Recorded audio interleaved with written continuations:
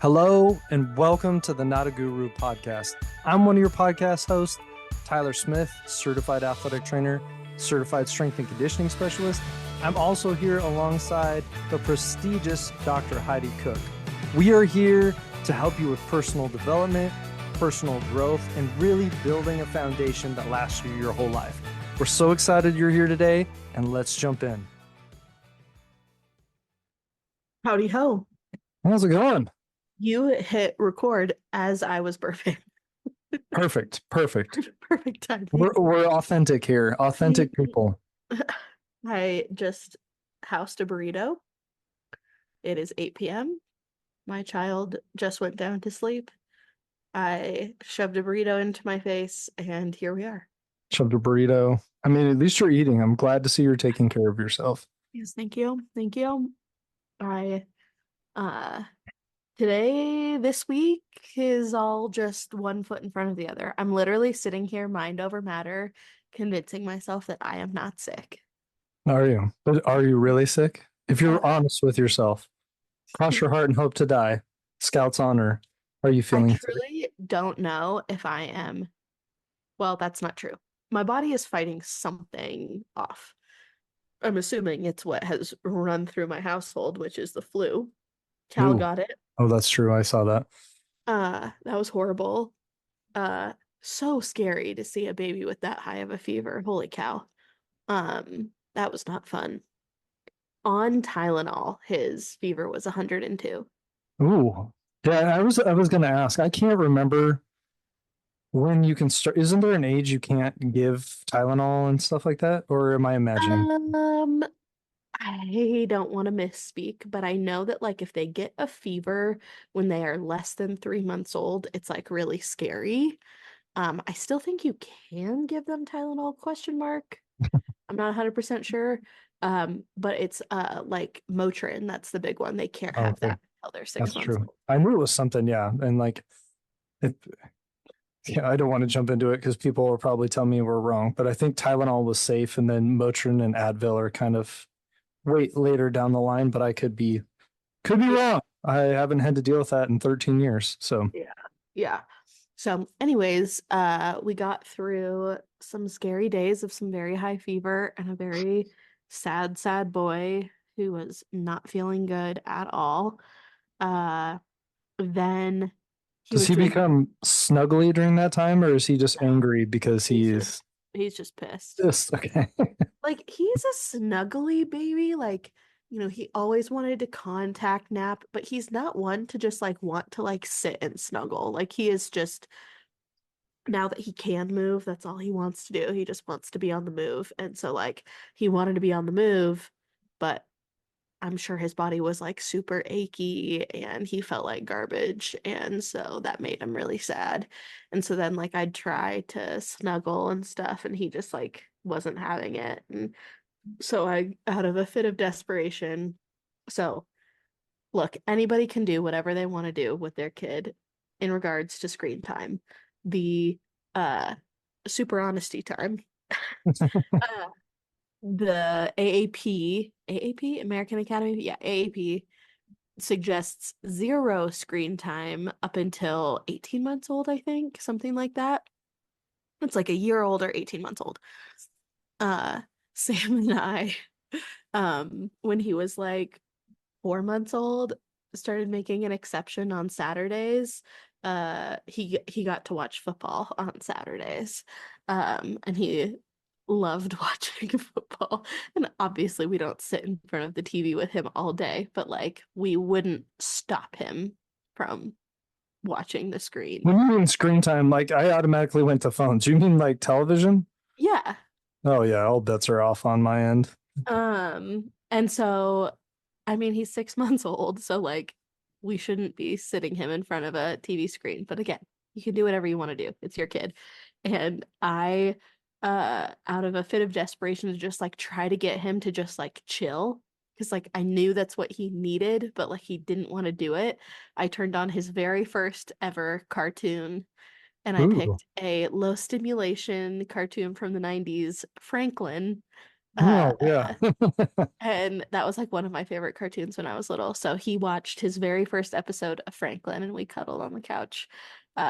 So yes, screen time was utilized to get through this weekend. And then so that was like Thursday, Friday into Saturday. Sam starts getting sick. And then, oh no, wait, sorry, I'm ahead of myself. He had to host. So, you know how we host the Christmas party every year? Yeah. I feel like I talk about it every year. Well, this year there was all of this planning and all of this stuff because we weren't hosting it at our house. We were going to have my mother-in-law come down and watch Cal, and we were hosting it at this pickleball bar. Oh, cool. Yeah, it was going to be super fun, blah blah blah. Anyways, Cal gets sick. I'm not gonna leave him for the very first time when he's got the flu and 102-degree fever. So I stayed home. Sam went and hosted the Christmas party, got home from the Christmas party and was like, uh-oh, I think I'm getting sick. Woke up Sunday, felt like absolute hot garbage all day. So now I've done, Thursday, Friday, basically solo, half of Saturday solo. I'm exhausted. Sunday rolls around. Sam's down for the count. Cool. Cal's fever goes down, but he's still so pissed, so fussy.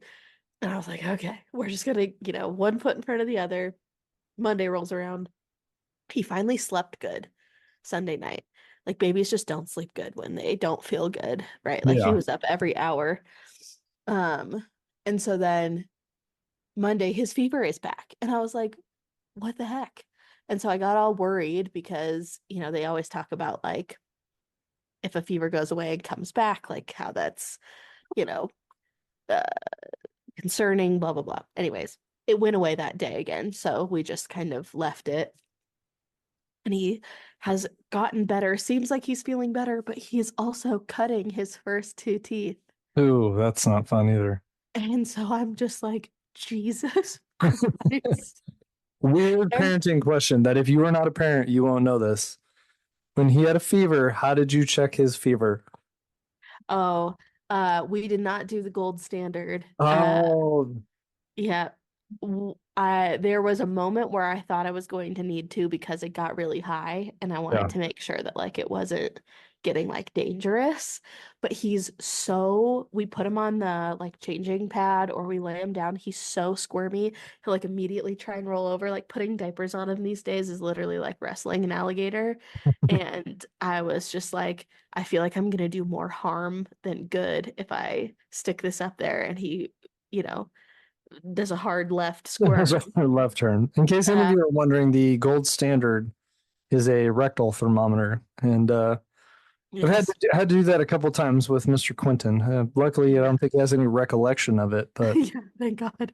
Yeah, we just did armpit and forehead and compared those two. But anyways, so I am exhausted. Oh, so then Sam's sick Sunday, Monday. What's today? Wednesday. Tuesday was the first day that Sam was feeling better. I started to go downhill yesterday. And I'm just like, of course. And then like next week is Christmas. We're not home. I am just so like I know he's not going to sleep well next week because he's not going to be at home. And I feel like I just need to prop my eyes open. You want to hear the true desperation I felt yesterday? sure. So this is also confessional. We're just starting this out with a confessional. Confessional. Basically, since Cal was born, well, that's not true. Maybe since he's been like 3 months old, I go to Starbucks almost every day.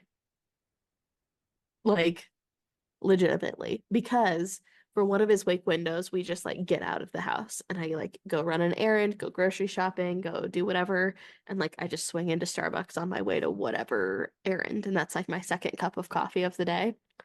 And I usually get, so here are my coffee orders, either a grande brown sugar oat milk shaken espresso, chef's kiss, or now that it's cold I get a grande mocha with oat milk half sweet and a sprinkle of cinnamon and it's embarrassing. The people who work there see me and they know my coffee order, So just get it ready and just hand it right out there. There you go. which is just sad and depressing, but also really nice of them. Anyways, in my fit of desperation yesterday, I just ordered a grande black coffee. There you go. I was like, Love it. I'm not screwing around with these little shots of espresso. We're just going with a 16-ounce drip coffee. I'm just going for it. I have a hot take, and that is I don't actually think Starbucks has good coffee. No, I don't like their drip coffee very No, much. it's their drip coffee. Lindsay really likes them because they have a lot of good, to your point, variety of drinks that they can make low calorie. And I don't know if that matters to people, but like some of those are like, you drink one of those, it's like 800, 700 calories. So, Sure. like especially if you make a habit of it, it's nice to have that flexibility to make it a little bit lighter. But I'm a just drip coffee with cream and sometimes some flavoring in it. And their coffee is it's not chef's kiss for me. Yeah. I their drip coffee, I told Sam, I was like, guess what I did today? And he was like, Jesus Christ. He was like, he was like, he turned on his like New Jersey smoker woman like, voice, and he was like, that was a drip coffee with a side of cigarettes. Because that's literally what it tastes like. But anyways, it got me through the day. So that's where we're at. I yesterday and today, I don't feel horrible. I literally feel like I am right on the brink. Like, you know that feeling you get when you're like getting sick, Yeah. where like you can feel like every hair on your body and like you just don't feel good and Yeah. like you're tired.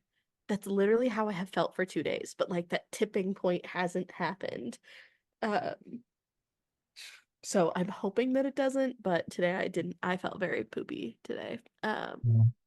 So I just feel like I'm like right on the brink, and I'm hoping that this is the worst of it and we just move Let's forward. hope But so. Keep our fingers crossed here. I'm literally just like pretending that I'm not getting sick because I literally cannot. Sam's leaving. Like, I can't. I can't. I went through I, that this year. Everyone got sick and they're like, how are you not sick? And I was like, because I can't. Mhm. Because everyone else is sick. The coaches are sick. The team's sick. Uh-huh. My coworker's sick. Like I can't be sick right now. But Yeah. the problem is usually once everything calms down, then I get sick. But I didn't this year, so I was proud of myself. Nice.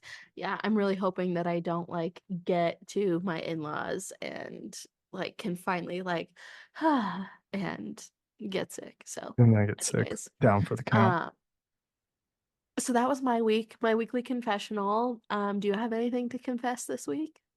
I do. I have a couple things to confess. Not a bad week, pretty good week, low key week. I have to confess, I found out this last week that I'm turning into slash I am an old man and my athleticism is leaving me. And now my son had his last basketball practice. And for our last practice, we did coaches versus kids, which by the way, the coaches just smoked the kids, but that's neither here nor there. But I was trying to be a little too athletic and a little too coop my youth. And I went up for a rebound and landed on one of the kids' feet. Like my left ankle landed on their foot. And I just dropped like a hot sack of potatoes, like inversion ankle sprain, loud pop, the whole thing. And I tried to get up, and Lindsay's like, "Are you okay?" And I was like, "Yeah, I'll be okay." And then I started to run. And I was like, "No, this." No, not okay. Not And then okay. she looked at me, and I was like, "Yeah, it really hurts." And she's like, "Are you gonna come out?" And I was like, "No, I'm not giving these kids the satisfaction of an old man got hurt and is not coming out." So I hobbled all along the court, like light jog, no more sprinting. X-rays were negative. Oh, you I went and got x-rays? Yeah. It Oh my wasn't God. because so like my ankle was fat. Like it's Yeah. a solid second degree ankle sprain. Oof. The problem is I had some like sharp pain shooting down like my like third and fourth metatarsal and like right behind it. And it like I would, if I stepped on it wrong, it would like stop me. Like it'd be sharp enough that I'd have to like stop. And so the reason I went down, I made a few phone calls because I am good friends with obviously the clinic that we use at Boise State. And I just wanted an x-ray because I was like, if this was broken, I really need to get in a boot and like start recuperating this because that was the only thing I knew it was going to swell. I could tell right away when you feel on like the crack, like the kind of the crunching pop thing. I'm like, oh, that's no fun. But I've got almost all the swelling down because I am an athletic trainer. So every once in a while, I utilize my own advice. So we did that. What else was I going to say? Oh, I put my truck up for sale. So that is one of the most exciting slash painful Put your things. what up for sale? My truck. Your truck. I thought you said Yeah. your trike, and I was Oh. like, do we have a motorcycle that I was aware of? No, which is like exciting, but it's also, I forgot how much I loathe putting stuff like on Facebook and Craigslist and then having to deal with actual other human beings. Uh, I do you remember my little silver Toyota pickup truck? Yeah. So I finally sold that. I'm gonna tell the story. We're getting so sidetracked, but I'm gonna tell this story. So for like I I haven't driven it in like 2 years. It just has just been like sitting in the driveway. It still had Oregon plates on it. Like it, yeah, because when we moved here, Sam got a new car. I drove his old car, and then 2 years ago, yeah, 2 years ago now, I bought a big truck. Um, and so the little Toyota Tacoma has just been like sitting in the driveway.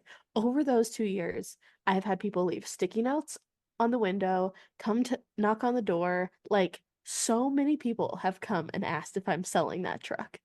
And every time I'd like punt, a neighbor came up to me and asked me if I'd sell him the truck.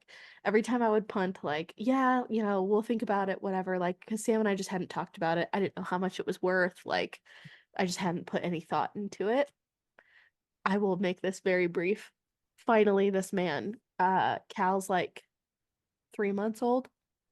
This man comes to my door, speaks very little English, tells me that his truck didn't pass the emissions test. He needs a new truck. Will I sell him that truck? And I think he was expecting me to sell him that truck on the spot. Right there. Just And I was like, I need to talk to what an anti-feminist strong independent woman that really does need a man. I totally used my husband as an excuse. I was like, no, it's fine. I need to talk to my husband about it. We need to set a price, blah blah blah. And I was like, can I take your number though? And he was like, sure. Leaves his number. He was like, you'll call me. And I was like, I'll call you. So 2 days go by. So it was like a Monday, Wednesday. I hadn't called him yet, but Sam and I had literally just sat down to talk about it the night before. He comes and knocks on my door again. He's like, so? I was like, Wow. yeah. I was like, oh my gosh. I was like, yes, we just started talking about it. Uh, I was like, I will call you with the price because Sam and I were going back and forth. Like we hadn't decided what we wanted to do yet. So he finally, the next day, I am on a walk with Cal in the carrier trying to get him to take a nap. Sam, he's gonna kill me. We have a cold plunge in the garage. Oh, nice. Um, yeah, it's fantastic, by the way. So we have a cold plunge in the garage. Sam is in the cold plunge in his undies, uh, with the garage door open. Oh, nice. And Julio comes walking up the driveway. He's like, mi amigo. Anyways, long story short, Sam, the businessman, the salesman, I'm so disappointed in him. Sam and I had talked about like what I wanted to get for the truck and what I wouldn't let it go for less than. Sure. This dude starts the negotiation at my bottom line. Oh, that's not good. Because I was like, I came up and I was just like, Sam, what are you doing? And he was like, he asked me what the very bottom best I could do was. So I was honest and I told him, I was like, you should never be honest.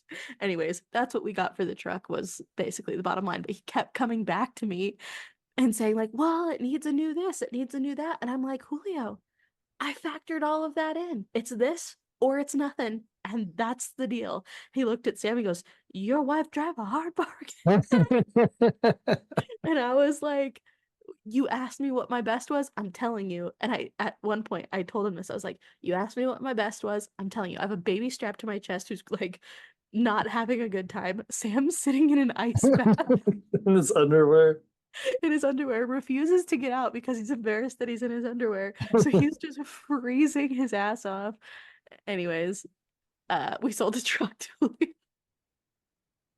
That's a good Hopefully your story sale though. goes smoother than that. Or I, like, I the thing that drives me nuts is I have so many people that will. So when I replaced the trailer, like the day I went out and looked at everyone's trailers, when I bought a different one, I actually text all those people back like that next day and said, "Hey, we've decided on a trailer. Unfortunately, like we're not going to go in your direction. Best of luck." And people were like dumbfounded that I got back to them and was like, yeah. and I Mostly people just ghost if they're not going to yeah, do it. just ghosts. Like and that drives me nuts. And I should just expect it, but people will be like, "Yeah, can we come look?" and then just not show up. They're like, "Oh, great. I'm glad I took time out of my day for this." Wait. Ay, ay, ay. Yeah. Well, but it's sold. No, not yet. Oh, It's shoot. only been no, it's not. I put it up for sale. It's only been Friday, I think. Thursday night, Okay, Friday, I put it up. So, nice. Well, cross my fingers and toes for you. Hopefully, you get a nice man like Julio. well, someone talked to today wants to fly in and look at it. If they actually do, who knows? Wow. But I was like, and then I always go to the okay. So how does he pay me so we're both okay? And I don't, you know what I mean? Like, if you fly into town, I can't verify your bank with you. We can't drive to the bank together if it's from out of town. So, Yeah. Huh, that's interesting. yeah, My truck was old and tiny and so cheap that he just paid cash. So yeah, I don't know. I don't know how private car sales typically go when it's not something that you can really pay cash for. yeah. So we'll Huh. see. We'll figure it out. Interesting. Interesting. Well, I'm excited to talk about our little topic today, but um a little forewarning because we chitted and chatted and I told funny stories for um a large portion of this. We're actually going to split this into two episodes because we are going to be with our families next week for Christmas, and hopefully you all are as well. But we wanted to make sure that we had an episode to come out. So, um, I don't know how much we're going to get through before we cut it off for the next one, but I Tyler and I have talked about this kind of on and off in like good ways and bad ways. In like, we've talked about, I feel like I'm beating around the bush. We're talking about like delegation in business, in work, in your job, in whatever, right? And how like the lack of being able to delegate can be a like such a sticking point and can prevent growth and can not allow people to achieve their full potential if you're not giving them what they need in order to like take on more responsibility, et cetera, et cetera. But Tyler and I have also talked about like the flip side of that when over delegation happens and then there's like a loss of trust or respect for the person delegating or the person doing the delegating and how that can like foster resentment. And so we wanted to talk about like the kind of double-edged sword. I'm losing my metaphor here. The flip side of the coin. I almost said the double-edged coin. Yeah, well, yeah, double edged flip side of the coin. Yes. When it comes to delegating, because I really do think there's a sweet spot, right? Like uh not enough or an unwillingness to like give up control is gonna keep you stuck and unable to grow. But delegating everything and asking all of your people to do everything uh can then, especially in like a workplace scenario, um, can really foster some, yeah, like resentment in a way, and like loss of trust. I'm laughing because you're saying it nicer. We just call that pawning shit off, and you're not Yeah, taking it like yeah, at some point. But you're absolutely right because delegation can help people work toward their strengths, can develop new skills, but can also help like people foster and grow into different things, which ultimately, like if you're in a business, either you're a startup, you're a manager at a business, you're giving everyone the opportunity to expand, to take on new things, and ultimately like the bit like a business to expand because one person does have limitations as far as what they can do as far as talking to people, customers, all those things. You're going to hit a wall where, especially as whatever you're doing, your business, your company grows, you're going to hit a saturation point where you can't keep up with the demand anymore. There's going to be, especially if you are the face of it, if you're like the person that's out there, like you're going to have to bring on people and give them responsibilities because you can't scale. And if you do want to scale, at any rate, you're going to have to like bring people on and integrate them. But I think in that, you have to relinquish a little bit of trust and have a little bit of faith in the people that you have there, that you've hired them for a good reason, that they can do what you're asking them to do with your guidance. Because some people even have a hard time of like, it's like can be a control issue for them. Like I want to have control over this, and if I give it to someone else, it may not be done the way that I want it to be done. yeah, yeah. Like, uh, so let's talk about the first struggle because, like, there is, and I don't want to like, shit on the, you know, the person doing like the grunt work, right? But like there really does have to be some sort of hierarchy, right? Because, like McDonald's, I'm using that as an example, wouldn't operate as the, multi-billion dollar company, I have no idea what they're worth, that they are if, the CEO felt bad that he wasn't flipping burgers. You know what I mean?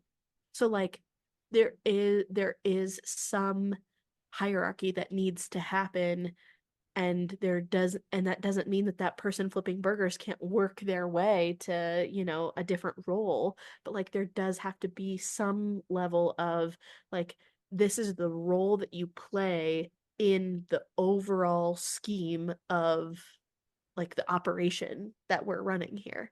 And and you know could you look at that as like pawning shit off? Sure. But at the end of the day, does that person need to pawn some shit off in order for it to open up their schedule so that they can actually do their job at their highest level, right? So that everything runs more smoothly. Probably yes, right? So that's like one end of the spectrum.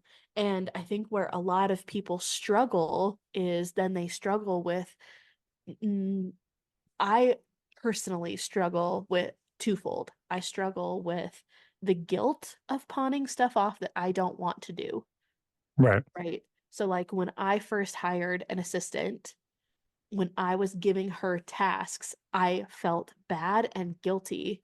And I would like tell her, like, this is how I make this task more fun. Like, because I felt guilty that, like, I was basically giving her like the busy work tasks that I hated to do. But in my ability to do that, I was giving her a job and a role, which was good. But then on the flip side of that too, like it opened up so much for me, so much time for me to not be like constantly spinning my wheels and coming to the end of the day exhausted every day without any capacity to move forward versus like if if I kept if the guilt that I felt kept me from pawning those things off, then, you know, we wouldn't have grown the way we did, right? So, like, I struggled with the guilt of it all. Then the second piece, and then probably the thing that I struggle with the most, is the relinquishing of control. Well, and I think to your first point, a way that you can kind of sidestep the guilt, or like you may not be able to always do it, is having someone with like clearly defined expectations and roles. And then as you start to evaluate, let's say, like you used a good example of like the CEO and the guy flipping burger, as long as that guy knows that he is hired to do specific tasks and the things that he's getting asked to do are within his training, his wheelhouse, and what he has been hired to do, then I think that's always an appropriate way to do that. But where sometimes like, and like we laugh about pawning stuff off, I think the other thing you have to be careful of is if you start assigning tasks that are outside, or you're delegating them to do things that are outside their There's, wheelhouse or their scope and their expectations. And yeah, then you're assuming that, how do you say this nicely? Like you're giving them more work, but you're not compensating them, and it's way outside of what you've yeah, originally designed for them to do. So you need to come totally. back and like either rework that, speak with the person and say like, here's a new thing I want you to do. And I mean, I know a lot of bosses probably won't like this, but like look at and evaluate, if you're giving them a big task, like how you will compensate or how you will explain to them that this will help them get to their next level. Or you need to really take a look at the task itself and be like, is it fair for me to give this to this person? Yeah. And if it's not, then I might need to take it on because this is not what I hired them to do. Yeah. Yeah, you're so right. And that like I think about that with my assistant and the conversation I had when I hired her. I was like, let's start you out at, this pay. Um and I was, kind of dripping tasks to her as she was learning different things and I was teaching her different things to take on. And I basically said, we'll reevaluate that pay if and when we grow you to a like client facing role or a client management type role. Bless you. Yeah, and I think that's what you have to do. But it's also nice being in both shoes to have some feedback and ask, like, we've given you this, this, and this. How are you handling these? How does it look like within, especially time frame with what you've been trained to do? Are we going outside and getting a partial ownership or feedback from the individual so they have an idea of where it's going and they feel connected to you and what you're asking them to do? Yeah. Yeah. Like I think that piece that you just described of like, you know, there is a delicate balance of like pushing and expanding somebody's workload while also being uh like receptive to their feedback in terms of their workload and how they're feeling and uh you know I think like as you run a business like I laugh because like anybody in corporate America doesn't give a shit about how you feel about your job, right? Right. Like nobody cares. And so like, that's why like starting a business or entrepreneurship or whatever like is such a blessing because like you can choose to do things differently, right? And so like in my lane, right, that was a big thing because like the thing that I wanted to feel fulfilled in treating my patients and not feel like I was constantly running my patients through a mill, right, to reach some arbitrary productivity standard that some asshole at corporate, right, set who hasn't worked in a clinic in, you know, 20 plus years and has no idea, how things run now, treatment protocols, CPGs, or how like insurance reimbursement is working, right? So like that that piece, right, is something that I wanted to change for myself. And now I feel like I get to do that for other people, which is fantastic.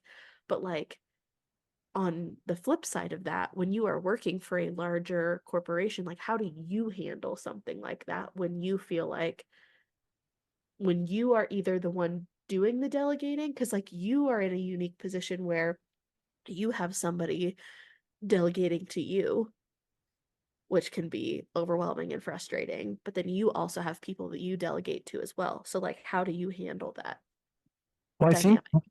I would say from especially the last 5 to 8 years,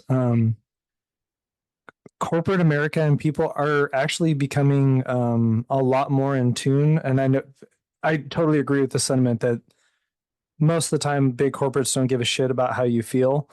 But specifically, like with this younger generation coming up, that's a big point of contention and a big factor as to if they stay connected or employed.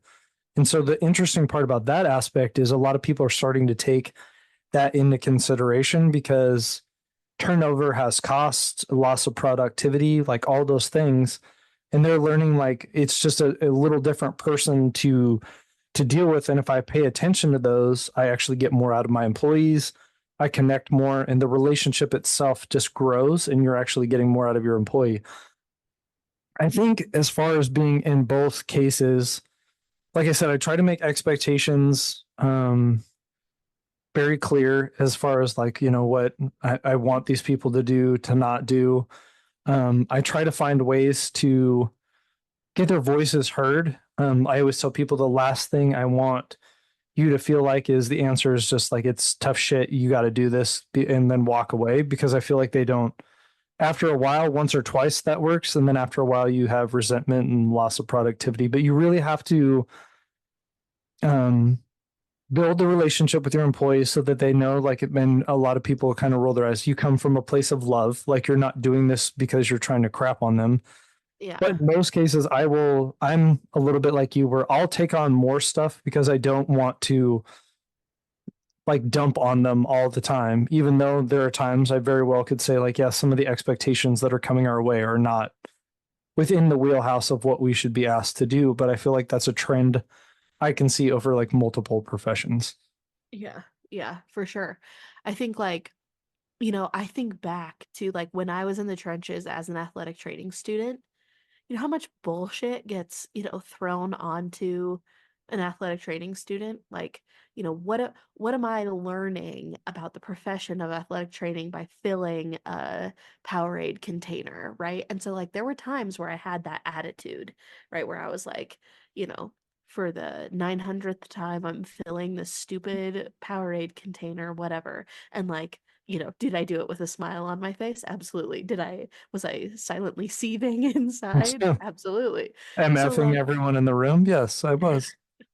so like but like looking back, like of course, like there's just some stuff like where you just have to work through that shit because that shit needs to get done and that's your role, right? Right. So like that's the role.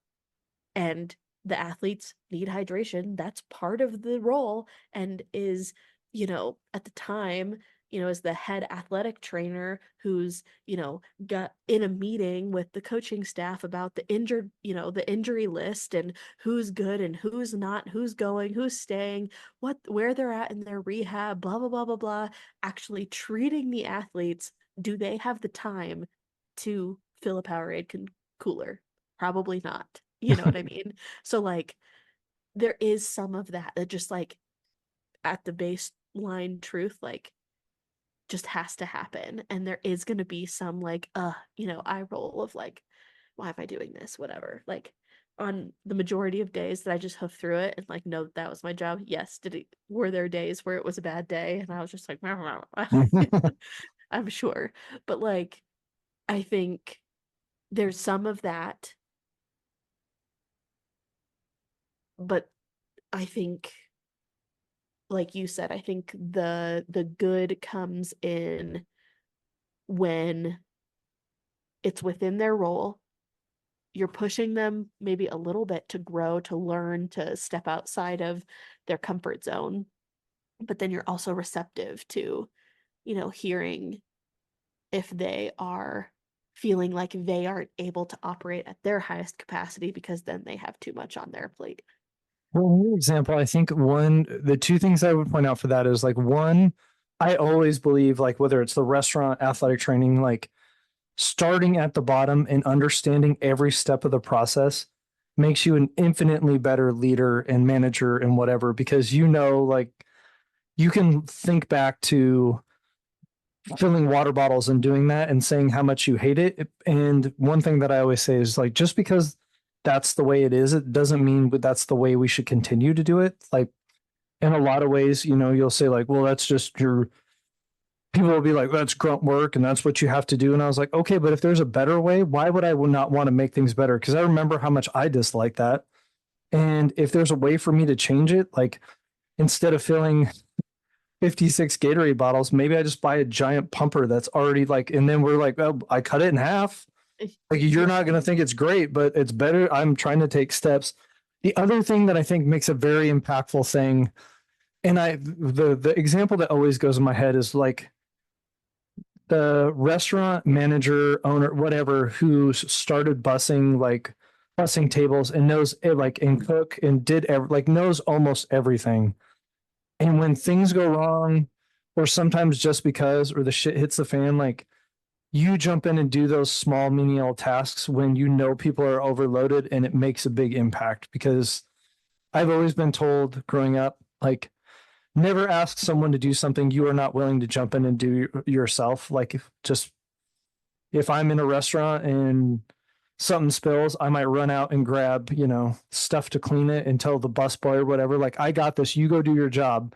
I can take time away from doing what I do to try to help people. And I think those type of things really meshes that, like, then people see you as one of them. Like, obviously you have a different skill set and you've risen to a point where your time is more valuable and the tasks that you do are much different and less menial.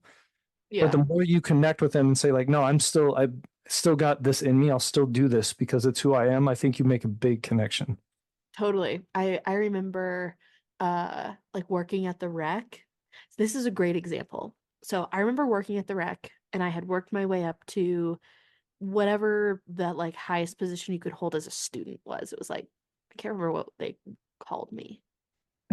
Like us. King student. What did you just say? Facility manager, yes. Um, so uh anyways, sorry, I got totally sidetracked. Um I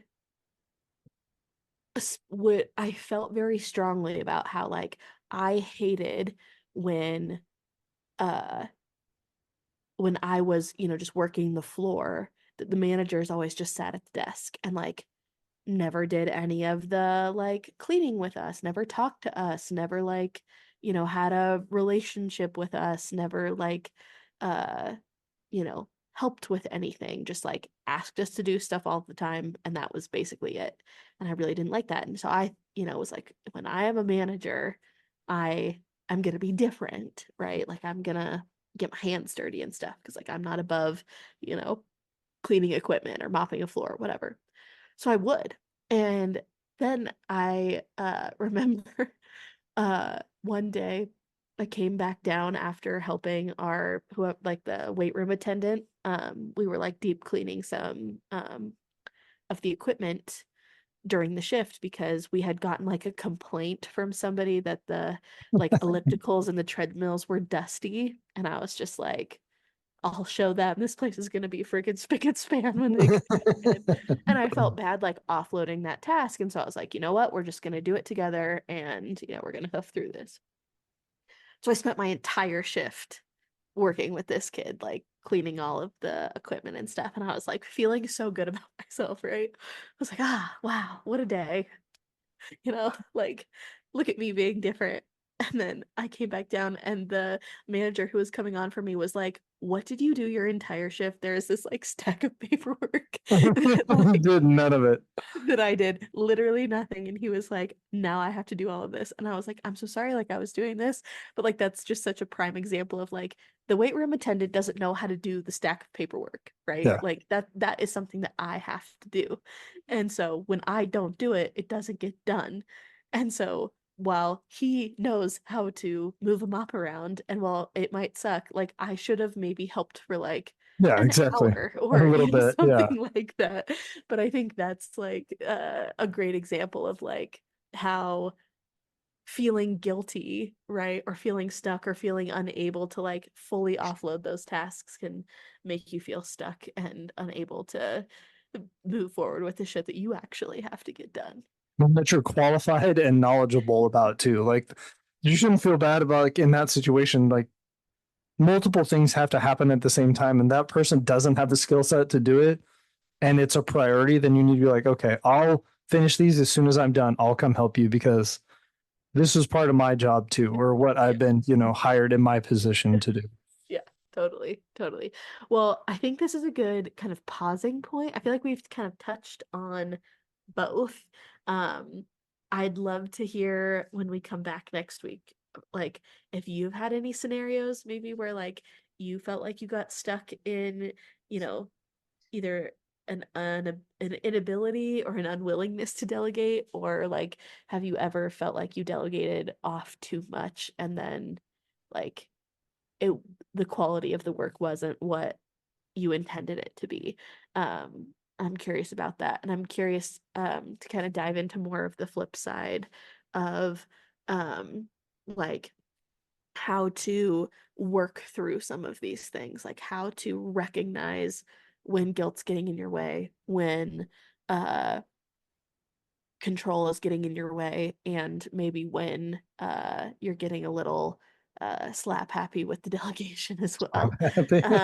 And we can kind of dive into how to address some of those pitfalls a little bit more head on.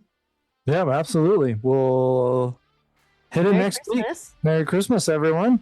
Merry Christmas. We'll see you guys next week, and hopefully you're spending a great week with your loved ones. Love it. Enjoy. Thanks for being here.